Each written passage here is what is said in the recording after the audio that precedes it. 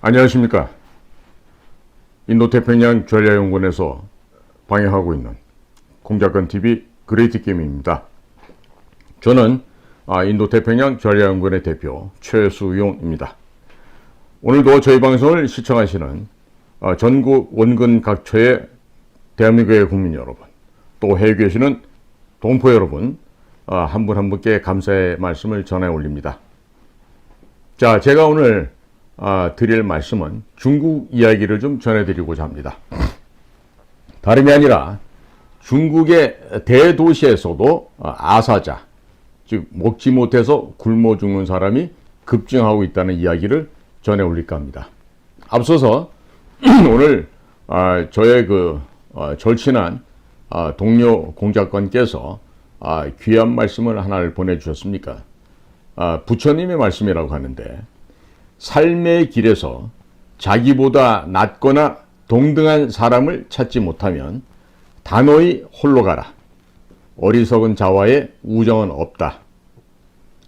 담마바다라고 해서 원래 부처님의 원어, 원래 그 말씀을 아마 한글로 번역한 걸로 이렇게 이해가 됩니다. 이 글을 보내주신 제 동료에게 고맙다는 말씀을 전해 올립니다.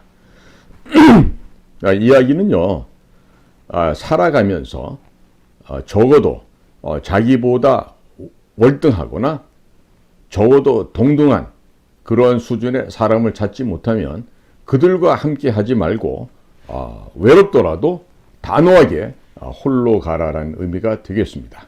즉, 어리석은 자, 겁 많고 유약한 자들과의 우정은 없다, 이런 말이 되겠습니다.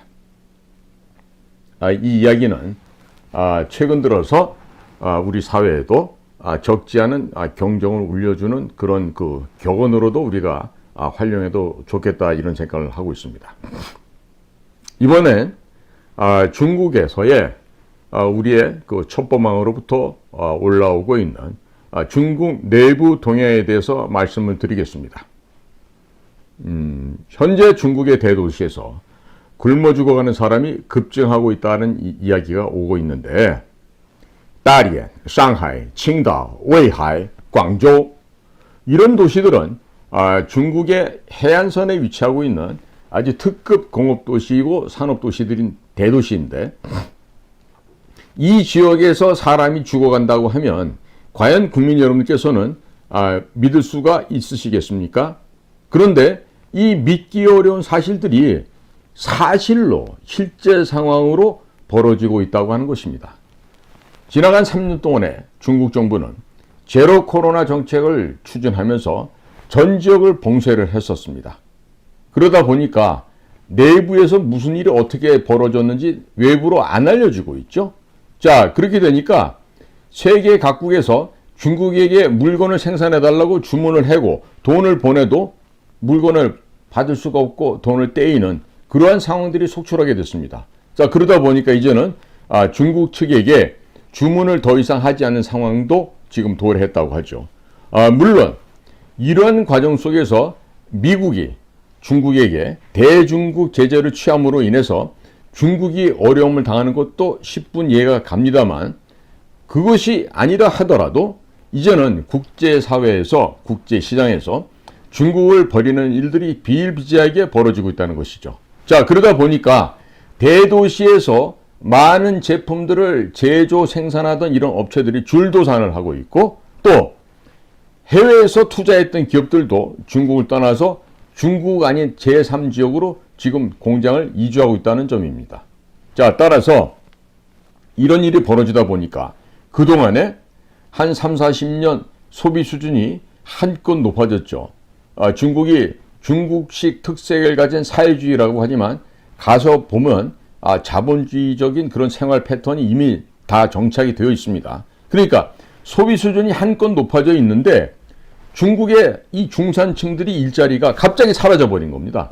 자, 그렇게 되니까 더 이상 버티지를 못하고 그냥 굶어 죽는 상황이 지금 발생하고 있다는 점이죠. 그러니까 돈 들어가야 될 곳은 많은데 일자리가 없어요. 어떡하죠? 방법이 없죠. 그러다 보니까 자살하는 경우까지도 지금 생겨나고 있다고 합니다. 자, 그런데 중국의 중앙정부 역시 예산이 충분치가 않습니다. 그러다 보니까 의료보험 보장에 대한 것도 대폭 축소를 해버렸습니다. 그러니까 병원에 간다 하더라도 약값이 너무 비싸서 웬만한 사람들은 약을 살 수가 없습니다. 그러니까 병원에 가도 죽고 병원에 안 가도 죽고 이렇게 죽어가는 일들이 지금 전국적으로 발생하고 있다는 것이죠. 이미 중국 내의 의료 시스템 자체가 붕괴된 것으로 지금 평가되고 있는데 여기에다가 각종 전염병이 돌고 있어요. 그런데 이 전염병이 하나가 사라지면 변종이 된 또 다른 것이 유행을 하고 또 그 변종된 것이 사라지고 나면 또 다른 전염병이 창궐하는 등 백약이 무효인 상황이 지금 현재 중국 내부의 상황인 것입니다. 그래서 중국 전체 인구 14억 명 가운데에서 약 5억 명 정도가 그러면 얼마나요? 한 3분의 1 정도 되죠. 이 5억 명 정도는 한 달에 1,000유엔 그러면 우리나라 돈으로 한 17만 원, 18만 원 정도 되는데 이 정도의 급여 수준을 가지고 살아가야 되는데 사실은 1,000유엔도 안 되는 1,000유엔 미만의 소득자라는 겁니다. 여기에 더 큰 문제가 있습니다. 그러니까 제로 코로나 이 봉쇄 정책을 철저하게 실행해 오면서 지나간 3년 동안에 이 극빈층의 사람들, 이 정말 돈도 없고 가진 것 없는 이러한 인민 대중들이 대다수가 굶어 죽었거나 전염병으로 사망한 것으로 관측이 되고 있습니다. 그러니까 중국의 인구 전체 14억 명 정도 된다고 했습니다. 근데 지난 3년간 적어도 4억에서 5억 명이 이미 사망한 것으로 추정이 되고 있다. 이런 얘기가 되죠. 이것도 물론 단순한 추정이 아니라 다른 해커들이 상해시 공항구 서버를 해킹을 했습니다. 그래서 거의 중국 사람 전체의 인원을 다 파악을 했는데 봤더니 10억이 안 된다는 거예요. 9억 5천만인가 9억 7천만인가 그랬어요. 그러니까 기존에 14억이라고 했던 이 중국 인구가 10억 미만으로 떨어졌다는 얘기죠. 그러니까 그 사람들이 어디 갔겠습니까? 하늘로 갔겠습니까? 다 사망해서 없어진 거죠. 자, 그러니까 사망자 수가 너무 많기 때문에 아마 이 방송을 보시는 분들께서도 믿기가 어려우실 거예요. 그런데 중국 전역에서 하루에 한 30만 명씩 사망했다라고 가정을 하면 충분히 가능한 수치가 바로 이 4억에서 5억 명 정도 나오죠. 자, 그러니까 이 많은 분들께서 자, 세계 모든 나라를 우리나라처럼 생각하면서 설마 사람이 굶어 죽을 수 있겠냐 이렇게 생각하실 수 있습니다. 하지만 대한민국의 경우는 이 복지제도가 무지하게 잘 되는 나라 중에 하나입니다. 그러니까 복지제도가 2중, 3중으로 되어 있어서 웬만한 충격이 오더라도 버틸 수가 있는 구조가 바로 대한민국입니다. 그런데 이 대한민국의 복지제도의 확충이 낭비적인 요소도 있다. 이렇게 할 수 있겠죠. 하지만 충격이 외부로부터 온다 하더라도 사회 밑바닥의 극빈층들이 굶어 죽거나 삶을 영위하지 못해서 죽어가는 이런 최악의 경우까지는 그래도 잘 발생하지 않는다는 게 바로 대한민국의 상태이죠. 그래서 많은 분들이 지금 사는 것이 어렵다 하소연하는 분들이 많이 있죠. 실제로 사는 게 어려운 분들이 많이 있기도 합니다. 그런데 한편으로는요, 욕심이 너무 많아서 남들처럼 돈을 펑펑 써야 되는데 그렇게 못하기 때문에 사는 것이 어려울 수도 있고요. 또 욕심을 버리면 중국처럼 굶어 죽거나 하는 일이 잘 벌어지지 않습니다. 그래서 지금 중국의 지방정부가 갖고 있는 부채가 대략 9조 5천억 달러 정도로 추정이 되는데 이것 또한 추정치에 불과하지 정확한 액수는 아니라고 하는 점이죠. 그러니까 9조 5천억보다 더 많을지 아니면 19조일지 아니면 20조일지 아무도 모른다는 거죠. 그러니까 되돌아보면 2008년도에 미국발 금융위기가 도래했을 때 중국의 부채 규모가 약 2조 8천억 달러라고 했었는데 그 2조 8천억이 2008년도예요. 그러니까 지금 한 15년 경과한 지금에 와서 중국 지방정부의 부채가 9조 5천억 달러다? 이거는요, 상상할 수도 없는 핵폭탄은 핵폭탄이지만 이 또한 정확하지가 않으니까 그 이상인지 2배가 될지 3배가 될지 10배가 될지 아무도 알 수 없다는 거죠. 그래서 지방정부에서는 공무원들의 급여를 절반으로 삭감을 하거나 공무원 숫자를 대대적으로 감축하고 있고 각종의 복지 혜택을 줄여서라도 주민들이 살아갈 수 있게끔 하려고 하는데, 자, 사람들은요 더 이상 살 수가 없는 상황이 되어버렸어요. 그러니까 어떤 행태가 나옵니까? 이제 집단화되는 행동을 보입니다. 그래서 관청에 집단으로 몰려서 항의를 합니다. 이런 일들이 계속해서 벌어져요. 그러다 보니까 시위가 격화되죠. 그러다 보면 공안과 대치를 하죠.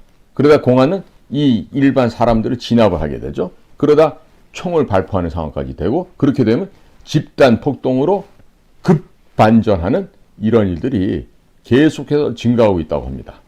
그러니까 중앙정부의 부채가 극심해지고 또 공기업의 부채가 막대해지면서 부동산의 거품 등을 모두 종합해서 감안해 본다면 중국은 이미 회복 불능 상태에 접어들었고, 이런 상태에서 해외에서 들어오던 주문들까지 끊겨버리니 이제는 대도시에서도 중국의 중산층이라 하는 사람들까지도 굶어 죽는 일들이 벌어지고 있다고 하는 점입니다. 자, 국민들이 겁이 나서 돈을 쓸 수가 없어요. 그러니까 마치 사람 몸에 피가 안 돌듯이 동맥경화 되는 것처럼 돈을 안 쓰게 되니까 사회 전체에 돈맥경화가 왔습니다. 이 돈맥경화가 와서 중소기업들이 줄줄이 부도가 나고 있습니다. 자, 이런 상태인데 매년 대학을 졸업하는 대학생들은 1150만 명이나 사회로 쏟아져 나오고 있다 그래요. 자, 그러니까 이 대학생들은 돈 들여서 공부했죠? 사회에 나서 뭔가 해보려고 하는데 일자리가 없어요. 사회 불만 세력으로 성장을 하고 있다. 이 얘기가 되겠습니다. 중국 내부에서도 중국 공산당이 망한다고 하는 이런 고대 예언들이, 참언들이 지금 지속적으로 전국에 돌아다니고 있어요. 자, 하늘에서 하얀 새 깃털이 떨어진다. 이와 같은 불길한 징조들이 일어나고 있어서 민심이 흉흉하다고 하죠. 시진핑 할 때 그 시자가요, 우리가 배우다라고 하는, 익히다라고 하는 그 습자인데, 중국에서는 그 원래 글자들 안 쓰고 간자로 쓸 경우에는요, 이 기두자 하나만 쓰게 됩니다. 기두자. 근데 기우자가 2개가 있고 그 밑에 흰 백자가 있죠. 그게 바로 그 습자 아니겠어요? 그래서 우리식으로 말하는 습금평이 될 텐데 중국식 발음이 시진핑이 되는 거죠. 자, 그러면 하얀 새 깃털이 뭘 의미할까요? 바로 시진핑이 그 시자를 암시하는 거 아니겠어요? 자, 이런 식으로 민심이 지금 흉흉해지고 있는 것입니다. 그러니까 돈이 없는 사람들은요, 어떻게든 살아야 될 거 아니겠어요? 에너지를 구할 수가 없습니다. 그러니까 에너지를 못 구하는 대신에 뗄나무, 갈탄 이런 걸 막 가져다가 떼고 있어요. 그러니까 시뻘건 매연이 전국 곳곳에서 지금 뿜어져 나오고 있는 것이죠. 자, 또한 시진핑은 군대가 쿠데타, 즉 군사혁명을 일으킬까봐 겁이 나서 육군이 동원되는 훈련은 하지도 못하게 하고 있어요. 그러니까 아울러서 정치인들이 이유 모를 이유로, 알 수 없는 이유로 죽어나간다는 이야기가 팽배해지고 있습니다. 자, 권력 투쟁으로 인해서 친시진핑 파와 반시진핑 파 사이에서 서로 죽고 죽이는 이런 권력의 암투가 벌어지고 있는 것 같아 보이는데, 도대체 누가 죽이는지, 누구를 제거하는지조차도 잘 모른다고 합니다. 자, 그리고 이 질병, 중국에서 창궐한 질병이 뭔지 아시죠? 중국 폐렴이라고 있었습니다. 이 전염병으로 인해서 인민해방군의 고위 장성들도 그냥 죽어나가고, 중국 공산당, 중앙당의 고위 정치 간부 및 고위 공직자들도 죽어나가는 일들이 벌어지고 있는데, 여기다 설상가상으로 화장장이 부족해서 화장을 하려면 최하 보름 3주, 4주씩 기다리고 아니면 몇 달씩 기다려야만 되는 이런 일들이 벌어지고 있어요. 그러다 보니까 그냥 길거리에서도 불법으로 화장하는 경우가 좀 생겨나고 있다고 합니다.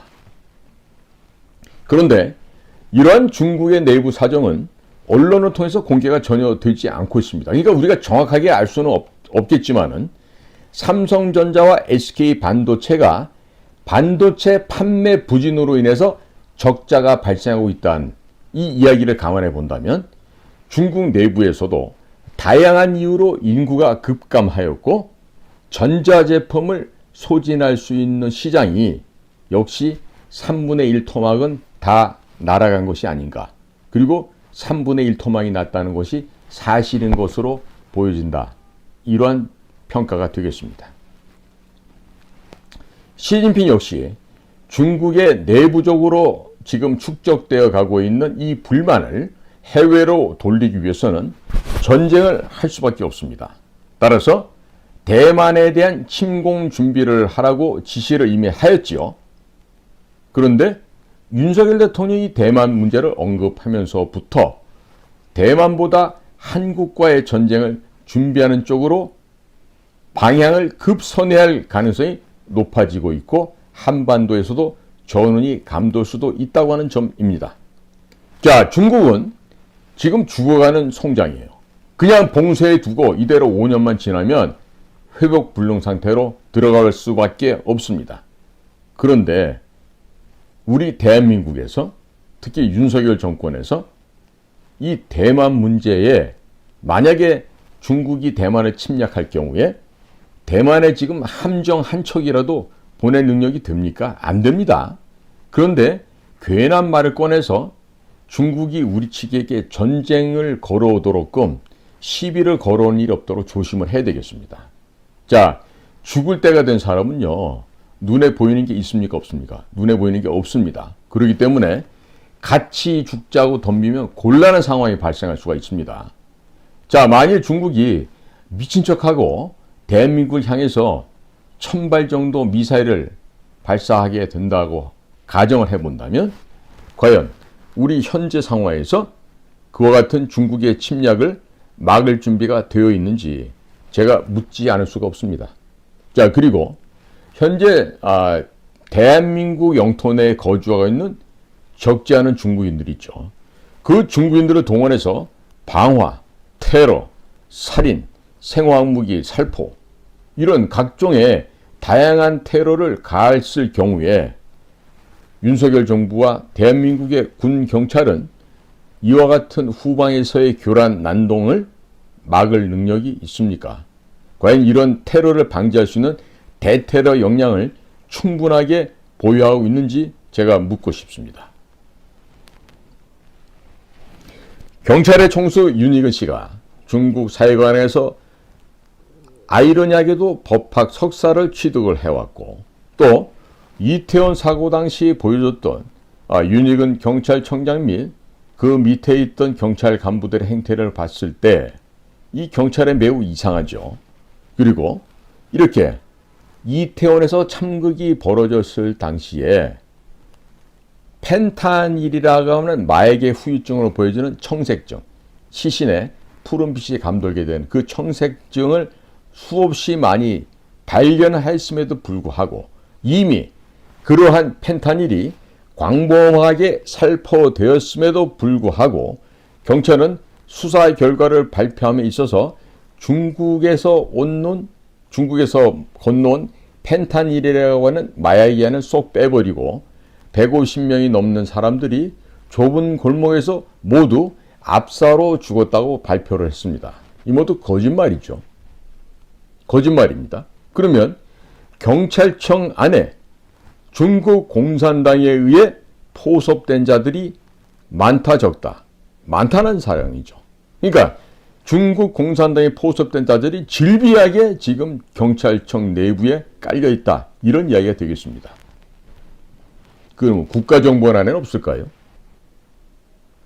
김경 국정원장은 문재인이가 김정은에게 넘겨줬던 그 USB, 그 안에는 어마어마한 우리나라의 국가의 부와 국가 자산과 국가 기밀 사항들이 들어가 있는데 그것을 김정은에게 넘겨줬지 않습니까? 그런데 그 USB를 국정원 내부에서 지금 만들었다 그럽니다. 그런데 거기에 대한 수사는 전혀 하지 않고 있어요. 그러니까 큰 간첩은 손도 못 댑니다. 그 큰 간첩이 누구예요? 문재인과 그 일당들이죠. 그런데 작은 간첩, 민노총, 무슨 창원의 무슨 뭐 통일전이, 뭐 히읗회 뭐 이런 것들, 이런 거 몇 건 잡은 것을 언론에 지금 이렇게 흘리면서 간첩 잡는 쇼를 하고 있죠. 그런데요, 제가 어제도 말씀드렸지만 서울시내 한복판에서 조선공산당 창당 기념식이 열렸습니다. 그런데도요, 경찰과 국정원은요, 몰랐다 그래요. 이게 도대체 어떻게 대한민국의 공안기관이라는 곳이 이런 식으로 죽어있을 수가 있나요? 그러니까 현재는 국내 내부 치안과 방첩 능력이 사실상은 거세되어 있는 상태다. 거세라는 말 아시죠? 이 방첩 능력과 치안 능력이 거세된 상태에 있는데, 자, 이런 상태에서 대만 문제를 갖다가 거론함으로 인해서 중국을 자극을 했어요. 그러니까 지금 당장 보시면 우리 윤석열 정부 정말 외교를 시원하게 잘하십니다. 이럴 수 있겠지만요. 이것이 중장기적으로 보면 후폭풍을 몰고 올 수가 있습니다. 현재 대한민국 해군의 경우를 볼까요? 대한민국 해군은 함정을 운영할 수 있는 충분한 인원이 부족합니다. 자, 인원도 부족하지만 또 제대로 운영할 수 있는 함정 또한 넉넉지가 않습니다. 그러면 함정 척수도 부족한데 만일에 대만에서 전쟁이 났다고 해서 대만 해역에다가 그 전쟁 작전 지역으로 내보낼 수 있는 함정이 몇 척이나 있겠습니까? 아마 10척 미만으로 보여집니다.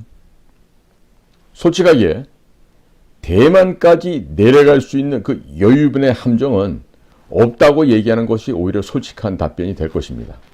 자, 그런데 이런 상태에서 러시아나 중국을 동시에 적으로 돌리는 이런 언행을 해서 될까요? 안 될까요?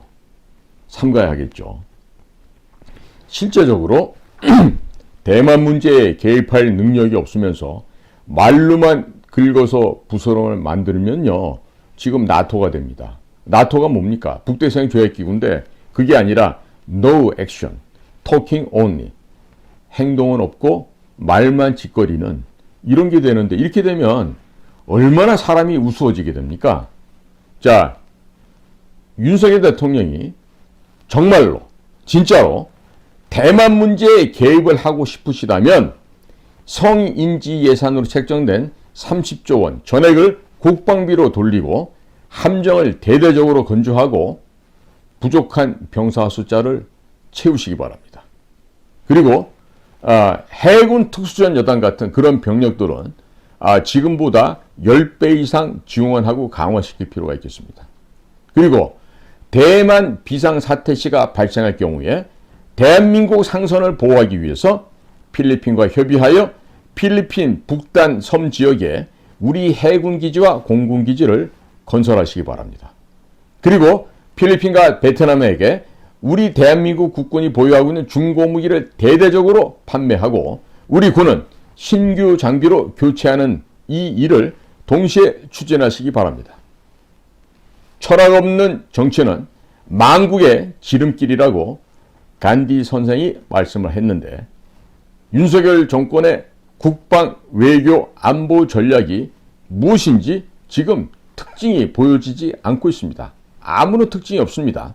자, 군사적으로 준비도 안 된 상태에서 핵무기를 가지고 있는 중국이나 러시아를 적으로 돌리는 겁없는 행동은 반드시 중단을 해야 되고, 우리가 핵무기를 가지게 된다 하더라도 중국과 러시아는 우리보다 체급이 너무 큽니다.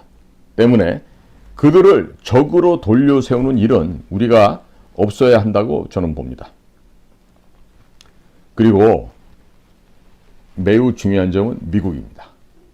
동맹국이라고 하는 미국이 현재는 민주당 바이든 행정부가 현재 미국의 정권을 갖고 있습니다.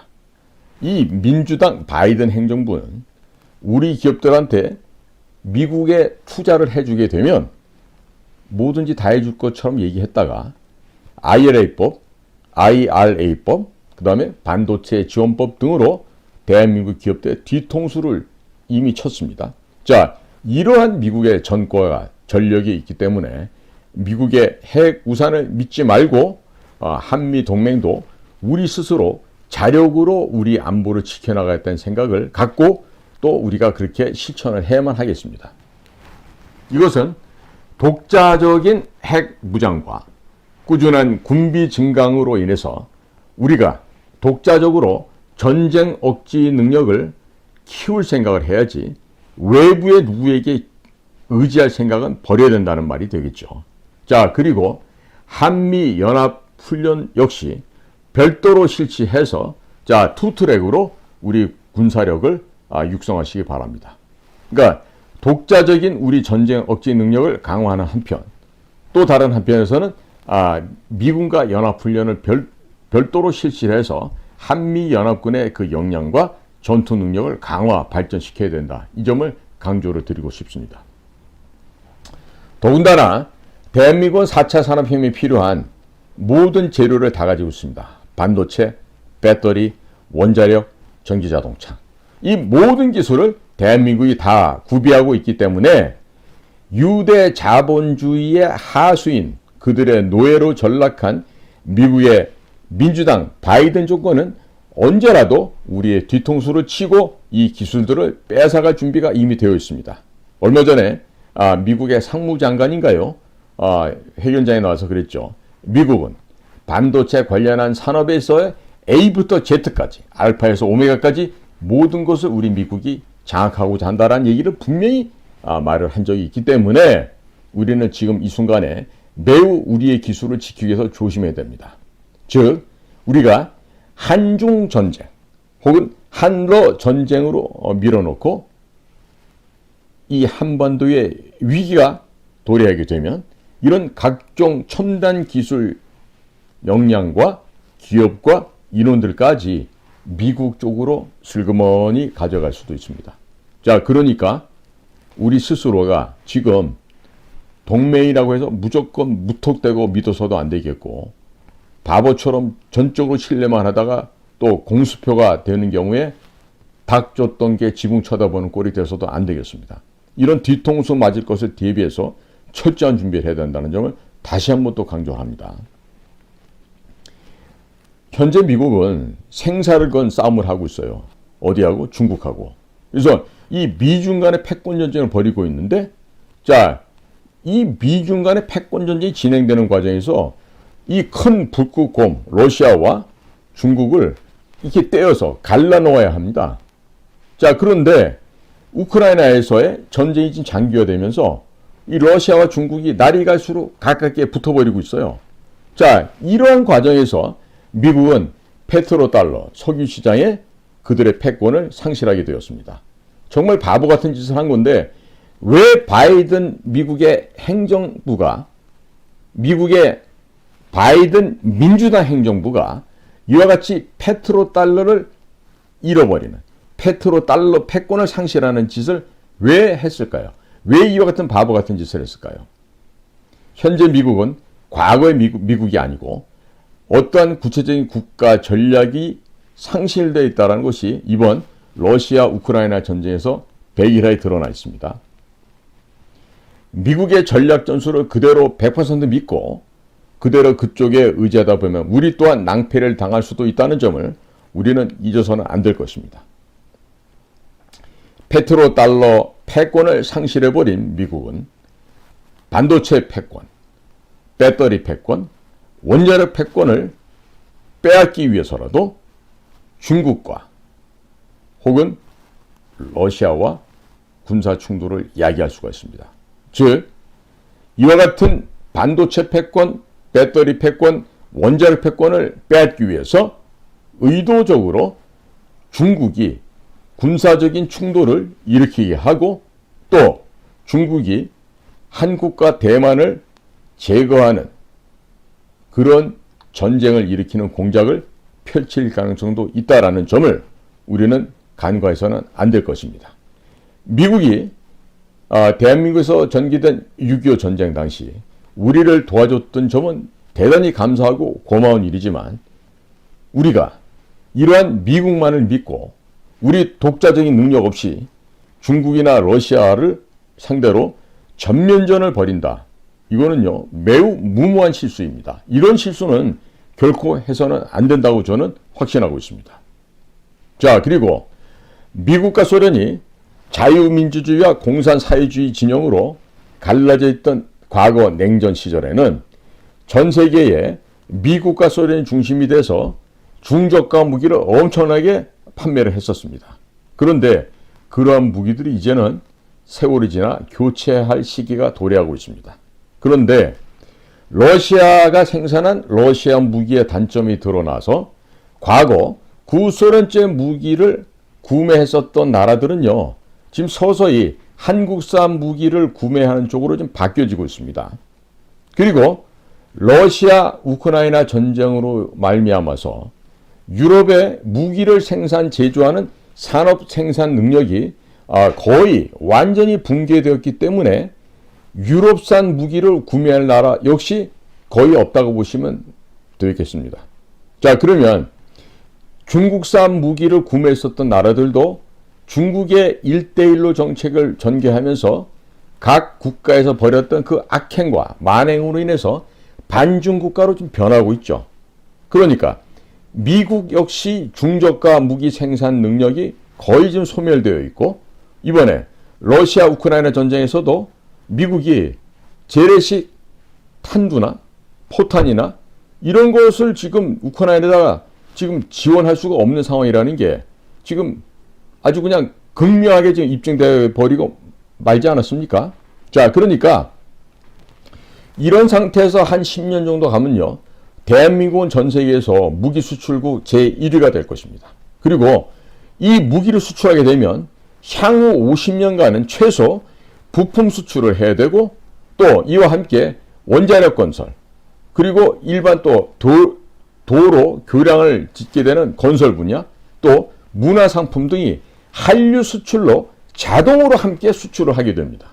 자, 앞으로 10년만 잘 버티면 대한민국이 세계를 움직이는 국가가 될 수 있게 됩니다. 그런데 지금 단순하게 미국만 믿고 러시아와 중국을 우리의 적으로 등을 돌리는 일은 없어야 하지 않겠습니까? 내년에 미국 대선에서는 트럼프 후보 혹은 공화당에서 대표로 되는 그 공화당 후보가 대통령으로 될 가능성이 매우 높습니다. 그렇게 되면 미국 역시 많이 달라질 것입니다. 그러니까 공화당이나 트럼프가 다시금 미국의 대통령으로 등극하게 되면 미국은 고립주의로 갈 것이고 전쟁을 기피하게 될 것이죠. 자, 그러면 그런 미국의 공화당 정부나 트럼프 측에서는 대한민국의 핵무장에 대해서는 그다지 반대하지 않을 것이기 때문에 윤석열 정부가 현재 외교적 성과를 내기 위해서 미국의 민주당 바이든 행정부에게 애걸복걸하면서 매달릴 필요가 있다 없다? 없다는 것이죠. 그러니까 윤석열 정부는 여유를 가지시기 바랍니다. 그리고 우리 국민들의 여론이 미국의 바이든 민주당 행정부가 대한민국 기업들의 뒤통수를 친 것에 대해서 대한민국 국민들이 분개하고 있다. 이 점을 문제 삼아서 한미동맹도 과연 믿을 수 있겠느냐? 이와 같이 믿기 어렵다는 반응을 쏟아내면 낼수록 미국도 화들짝 놀라서 대한민국에게 특히 대한민국 국민들에게 잘 보이기 위해서 노력을 하지 않으면 안 되는 것이죠. 우리는 한미동맹을 위해서 우리 기업들이 미국에 천문학적인 투자를 하였는데 미국의 바이든 민주당 행정부가 뒤통수를 친 것이 사실이니 한미동맹이 식어가는 것에 대해서 모든 귀책 사유는 미국에게 있다라고 우리가 천명을 해야 되는 것입니다. 이처럼 대한민국의 국민들이 미국에 대해서 섭섭하다는 이야기를 쏟아내면서 삐졌다는 모습을 보여주어야 미국이 윤석열 정권이 하자는 대로 따라오게 되어 있습니다. 때로는 미친 듯이 한미 동맹을 지지하기도 하면서 또 때로는 삐져서 말도 안 하는 것처럼 온탕과 냉탕을 오고 가는 모습을 우리 국민들이 의도적으로 보여준다고 하면 윤석열 정권이 미국에게 중국산 물건 대신 한국산 물건 사십시오. 일본산 물건 대신에 한국산 물건 사라고 미국에게 당당하게 압력을 넣을 수가 있게 될 것입니다. 국민 여러분, 이제 정치인들도 믿을 수가 없고 정부 관료도 믿을 수 없는 시대가 도래하였습니다.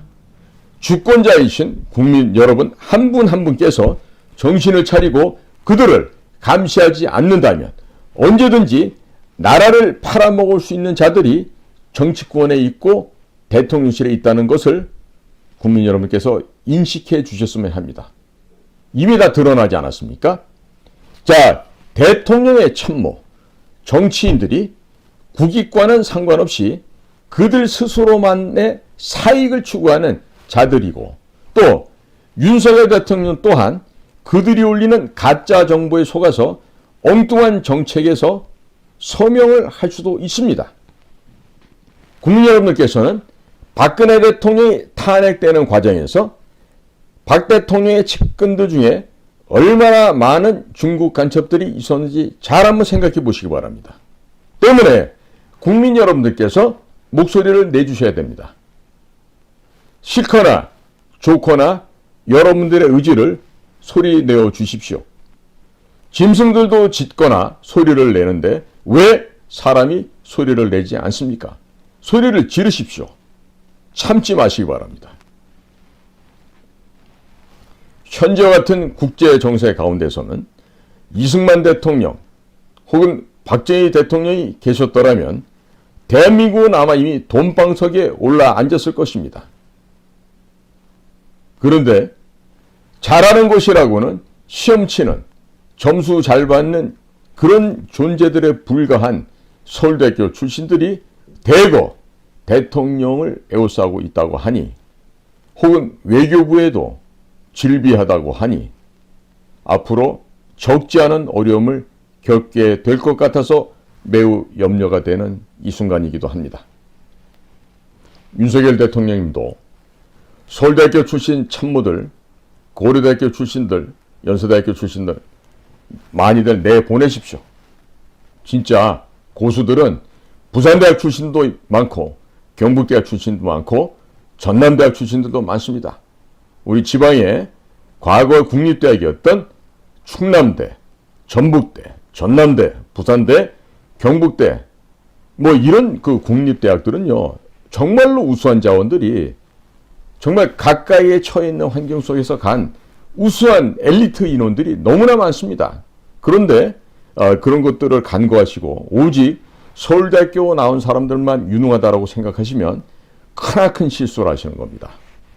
서울대학교 출신 또 MB 시절에 쓰다 남은 그 찌끄러기들 다 내보내시고 정말로 진짜 고수들을 참모로 발탁하시게 되면 윤석열 대통령 역시 제2의 광개토 대왕, 제2의 징기스칸이 될 수 있다는 점을 기억하시기 바랍니다.